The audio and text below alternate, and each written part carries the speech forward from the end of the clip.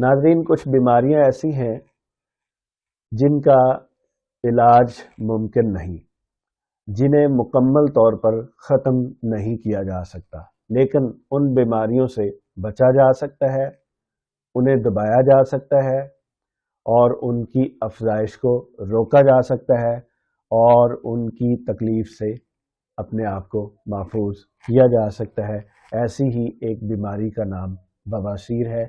بواسیر کسی بھی عمر کے فرد کو ہو سکتی ہے اور ان افراد کو عموماً ہوتی ہے جو مستقل قبض کے، انسان کی عمر بڑھتی ہے اور اس کے معدہ اور قبض کے مسائل بڑھتے ہیں، ویسے ویسے یہ مرض بڑھتا جاتا ہے۔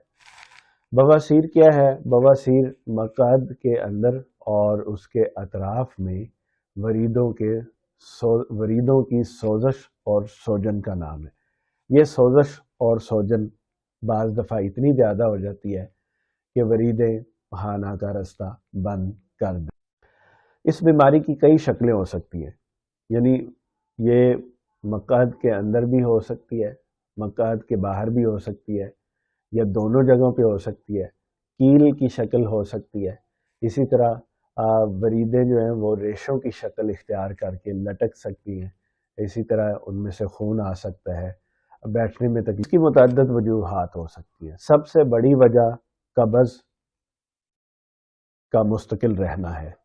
بہت سارے لوگوں کو قبض کا مسئلہ ہوتا ہے لیکن وہ اس کا مستقل علاج نہیں کرتے، اور جب یہ مسئلہ بواسیر کا مسئلہ بڑھ جاتا ہے تو پھر اس علاج کی طرف دوڑتے ہیں۔ اس کے علاوہ بادی چیزوں کا زیادہ استعمال، کھٹی چیزوں کا بہت زیادہ استعمال، تلی ہوئی چیزوں کا استعمال، یا بازاری کھانے جو مستقل استعمال کرتے ہیں، انہیں بواسیر کا مسئلہ پیش آ سکتا ہے۔ بواسیر سے چھٹکارے کے لیے آپ 3 کام کریں۔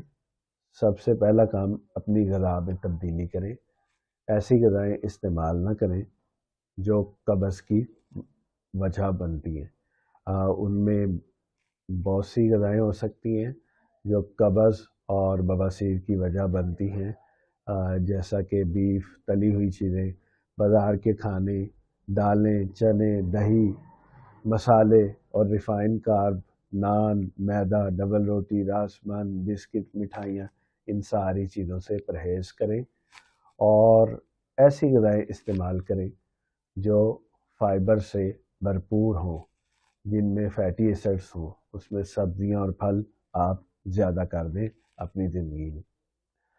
اس کے علاوہ آپ پانی کا استعمال زیادہ کریں تاکہ آپ کا سٹول سافٹ ہو، نرم ہو اور آسانی کے ساتھ خارج ہو جائے۔ اور تیسرا، میں 2-3 بار آپ گرم پانی کے ٹب میں 15 سے 20 منٹ بیٹھیں۔ اس سے آپ کو بہت حد تک فائدہ ہوگا اور وریدوں کی سوجن بھی ختم ہو جائے گی۔